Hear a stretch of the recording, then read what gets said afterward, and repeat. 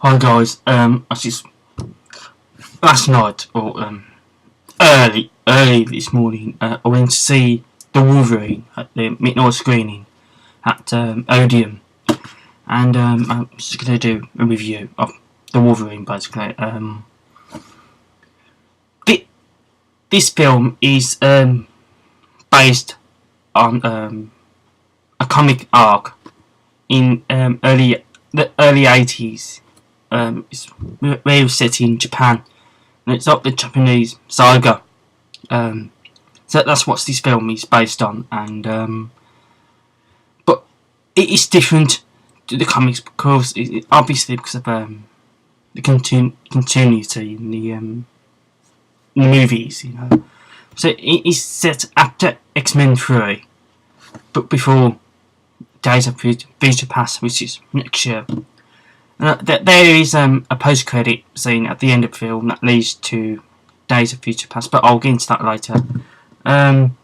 So yeah, it's based on the Japanese arc in the early 80s in the comic series, and it's after X-Men 3, and he's like really like depressed about what's happened with Jean Grey, who died in X-Men 3.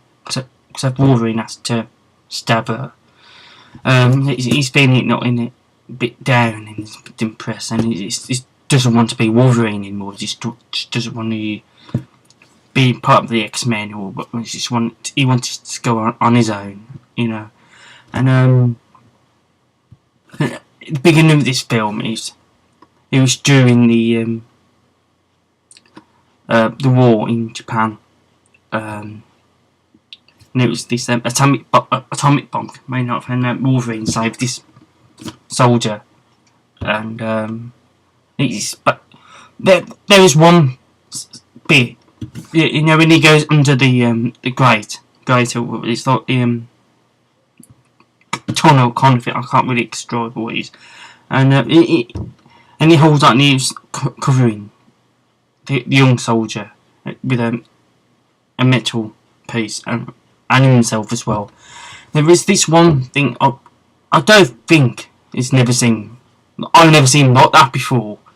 It was burnt everywhere. You know, imagine in Star Wars Episode 3 where Anakin got chopped off, you know, the arm and the leg, and he got the fire went onto him, and after that it was like burnt all over. Not, you know, it was like that. The Wolverine looks like that, and I was like, I've never seen like that before, so that was a bit new. So that's what I liked, you know. It was never seen before. Because I know in X-Men 3, where he was coming up to Jean Grey, so losing bits of his skin and gets to see his bones.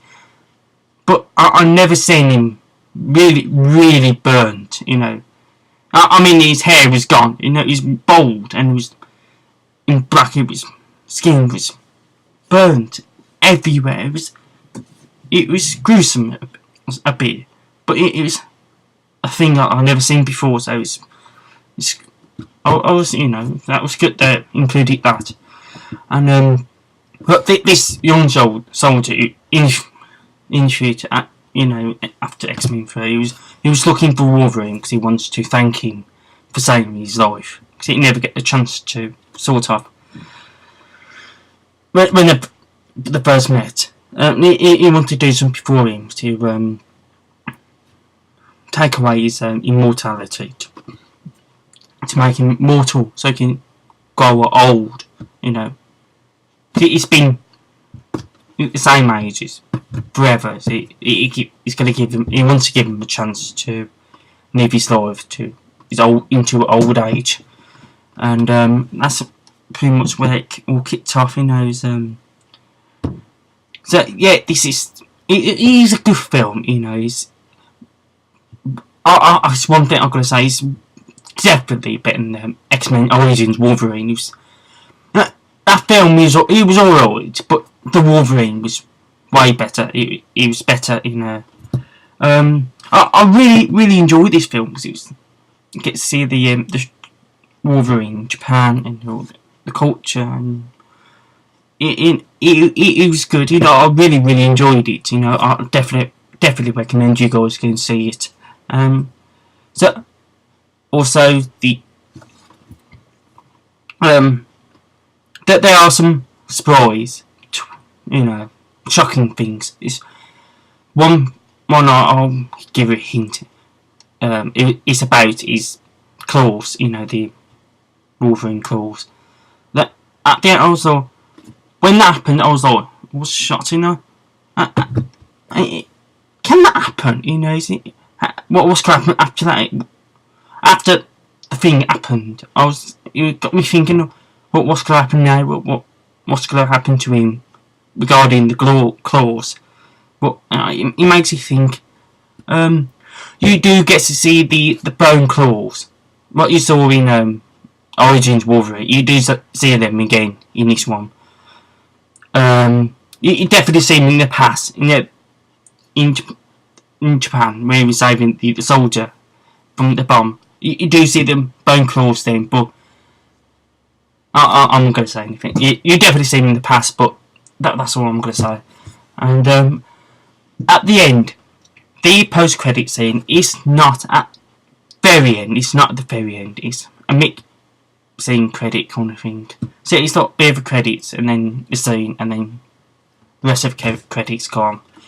Like I said before, this post-credit scene leads up to the Days of Future Past, which comes out next year, and we do get to see two certain characters in cameo talking to Wolverine, and we do see a mention of Trask, which is I'm guessing it's the main villain in Days of Future Past. You do get to see him mentioned on the TV. More of like advert, but the company kind of thing. You do see the name. That's pretty much for the post credit scene. So yeah, personally, I thought the film was good. I really enjoyed it.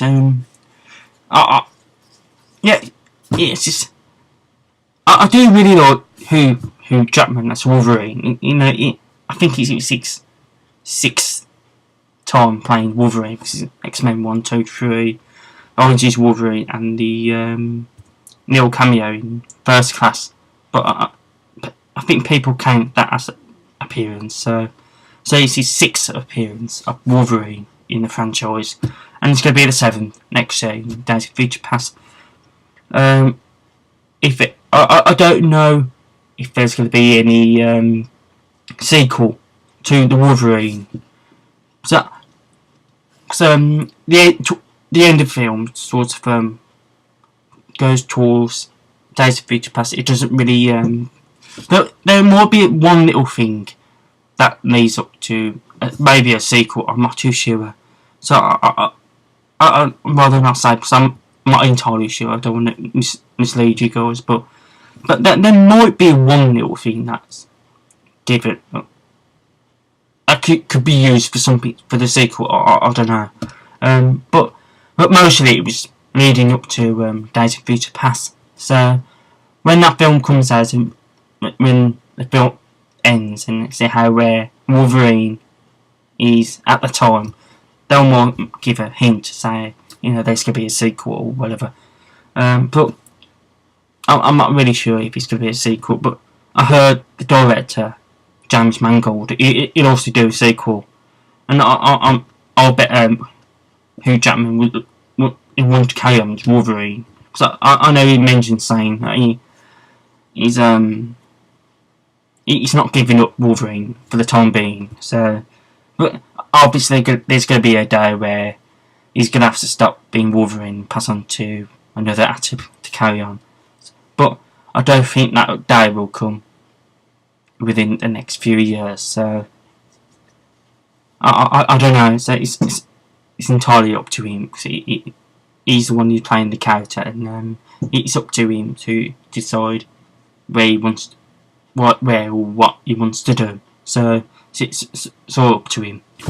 But yeah, the film is definitely good. I definitely recommend you guys go and see it. So thank you for watching. Bye.